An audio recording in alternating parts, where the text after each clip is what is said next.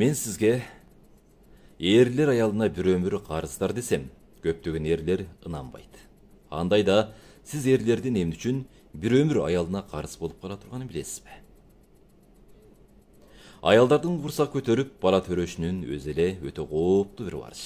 Ал тургай жарым жанынан айырылат.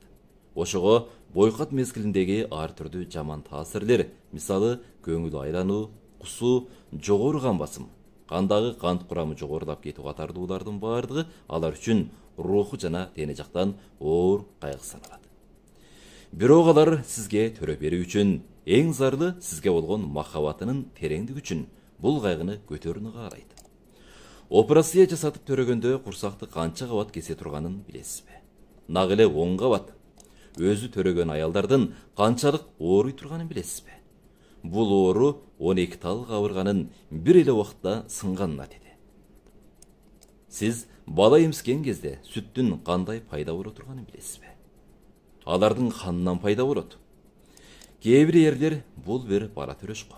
Канчалык татаал иш эле ушунчалык какшаныш кетеби дейт.